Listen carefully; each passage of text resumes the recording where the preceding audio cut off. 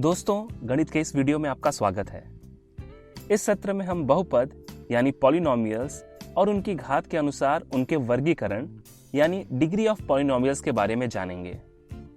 पिछली कक्षा में हम बीजीय व्यंजक यानी अलजेब्राइक एक्सप्रेशंस के बारे में अध्ययन कर चुके हैं। यह उसके कुछ उदाहरण हैं। दिए गए व्यंजकों में x, y और z को चर यानी वेरिएबल कहते हैं। इन चरों के साथ लगी हुई संख्याओं को गुणांक यानी कोएफिशिएंट्स कहते हैं और यह संख्याएं जिनका मान निश्चित है उन्हें हम अचर यानी कांस्टेंट कहते हैं। और अब अगर हम इनके चरों की घातों पर ध्यान दें तो वह धनात्मक, ऋणात्मक तथा भिन्न के रूप में है। और दोस्तों, बहुपद तथा व्यंजक में बस इतना सा फर्क है कि बहुपद में चरों की घात हमेशा पूर्ण संख्याएं ही होती हैं, जबकि व्यंजकों के चरों की घात कोई भी संख्या हो सकती है। हमें यहाँ एक बात पर ध्यान देना है कि सभी बहुपद व्यंजक तो होते हैं, लेकिन सभी व्यंजक बहुपद नहीं होते। दोस्तों, दिए गए उदाहरण में बहुपद एक ही चर के रूप में है और इस रूप वाले बहुपद को एक चर वाला बहुपद यानी पॉलिनोमियल्स इन वन वेरिएबल कहते हैं। क्या बहुपद दो या उससे भी अधिक चर के रूप में हो सकते हैं? जी हाँ, लेकिन उस प्रकार के बहुपदों को हम उच्च कक्षाओं में पढ़ेंगे। एक चर वाले बहुपद को सामान्य रूप यानी जनरल फॉर्म में इस प्रकार दर्शाते हैं, जहां x को चर कहते हैं, an-1, a1 इत्यादि को गुणांक यानी कोएफिशिएंट कहते हैं तथा a0 को अचर कहते हैं। बहुपदों को हम p of x, q of x या चर के अनुसार p of y, r of y या r of t, q of t से दर्शाते हैं।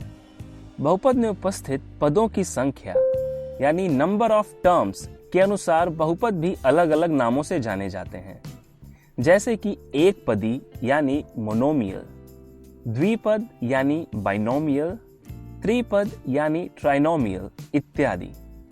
उसी प्रकार बहुपदों को उनके चरों की उच्चतम घात के अनुसार भी वर्गीकृत किया गया है, जैसे कि चर की उच्चतम घात एक होने वाले बहुपद को रैखिक बहुपद यानी लीनियर पॉलिनोमियल, उच्चतम घात दो होने पर द्विघाती बहुपद यानी क्वाड्रेटिक पॉलिनोमियल और तीन होने पर त्रिघाती बहुपद यानी क्यूबिक पॉलिनोमियल कहते हैं।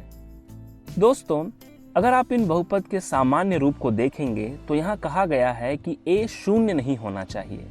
क्या आप बता सकते हैं ऐसा क्यों? अगर a शून्य हुआ तो बहुपद की उच्चतम घात एक से कम हो जाती है।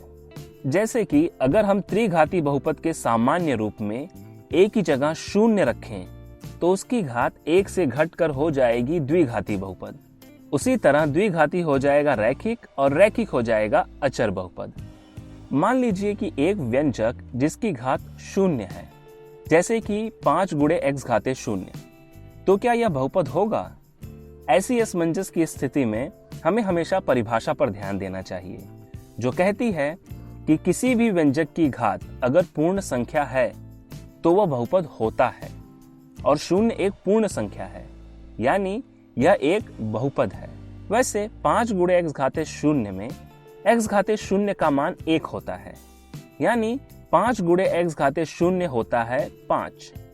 इसका मतलब किसी भी संख्या को शून्य घात वाले बहुपद के रूप में लिखा जा सकता है, यानी अचर या संख्या को भी बहुपद कहते हैं। अचर बहुपद, कांस्टेंट पॉलिनोमियल। तो क्या शून्य, जो कि एक संख्या है, क्या यह भी बहुपद है? शून्य को हम शून्य गुणे x घाते शून्य या शून्य गुणे x घाते 3 या चर की किसी भी घात के रूप में दर्शा सकते हैं। इसलिए शून्य को हम शून्य बहुपद यानी जीरो पॉलिनोमियल कहते हैं, जिसकी घात परिभाषित नहीं है। दोस्तों, इस वीडियो में बस इतना ही। तो आज हमने क्या सीखा? अब मिलते हैं अगले वीडियो में। धन्यवाद।